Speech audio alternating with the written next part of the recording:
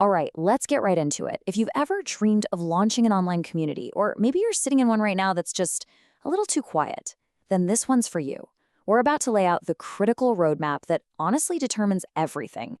So let's start with the biggest, most important idea of all, and it's this. A community's entire future, it gets decided in its first 90 days.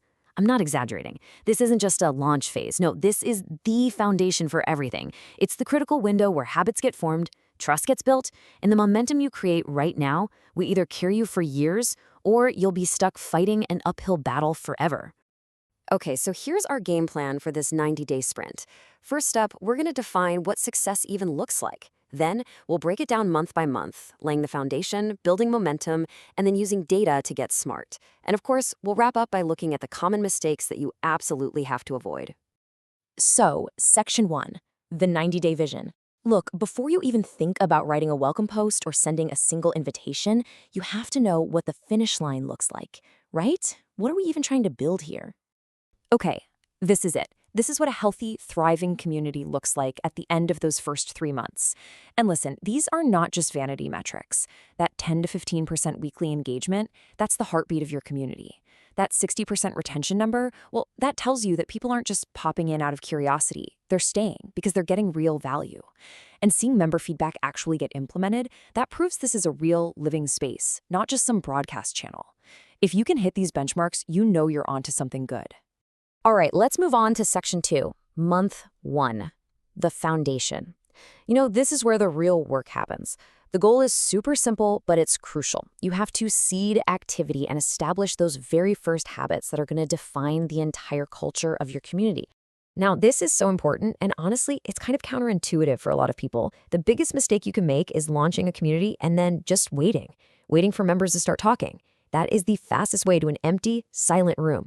In the beginning, you are the host of the party. It's literally your job to start conversations, introduce people, and make the whole place feel alive and welcoming. You cannot expect your first members to fill the silence.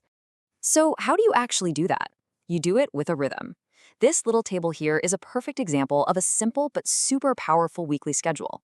Think about it. A discussion prompt on Monday gets people's wheels turning. A valuable resource on Wednesday gives them something tangible. And a wins thread on Friday, that ends the week on a total high note. This consistency is everything. It teaches your members when to show up and what to expect.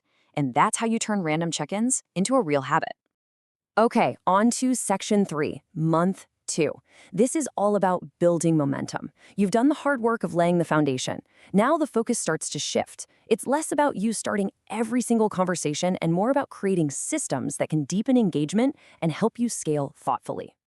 You want to know your single best tool for retention? It's a solid onboarding sequence. I'll say it again. A confused member is a lost member.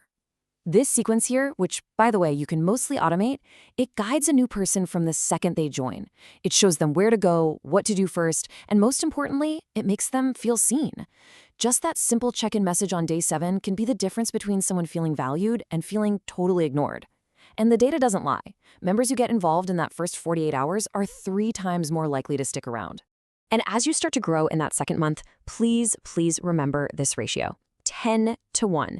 A single personal invitation that says something like, "Hey Sarah, I was thinking of you for this community because of your awesome work in X." That will outperform a generic email blast 10 times over, every time. Why? It's simple. It shows you care about the person, not just about the number.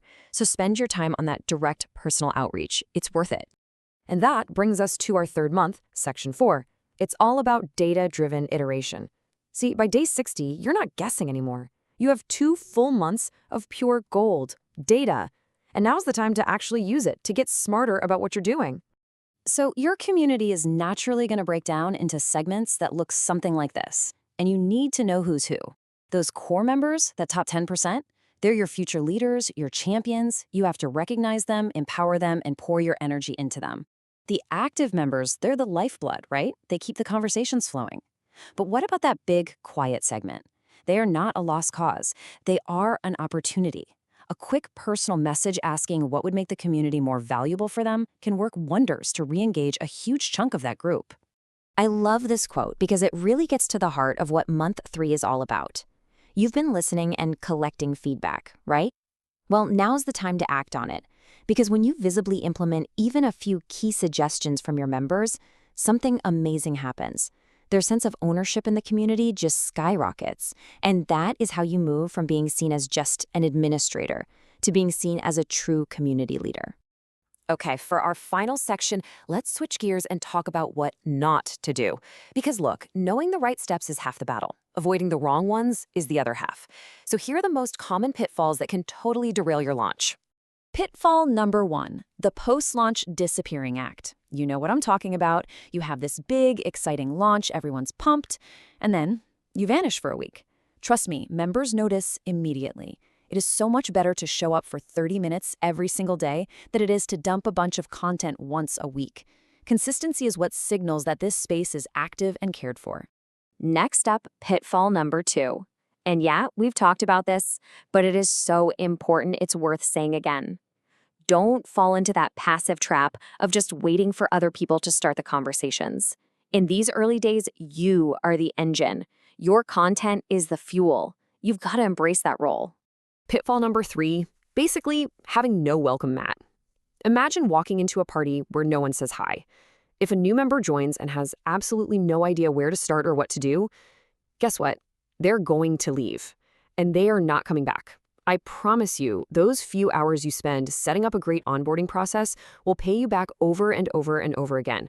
And the last big one, pitfall number 4, recruiting way too fast.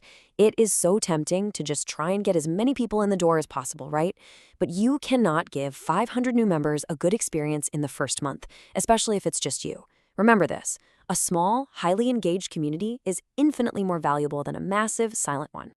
So let's wrap this all up. What are the key takeaways? First, that 90-day window, it sets the course for everything. Second, your job, especially at the start, is to create content consistently. Third, that onboarding sequence isn't some afterthought, it is critical infrastructure for your community. Fourth, by day 60, start letting the data be your guide. And finally, above all else, find and nurture those core members. They are your champions, they are the absolute backbone of everything you're trying to build. So here's the good news. A successful launch, it's not about luck. It's about intentional design. And now, you have the playbook. The only question left is, what's the very first step you're going to take to design your community's 90-day plan?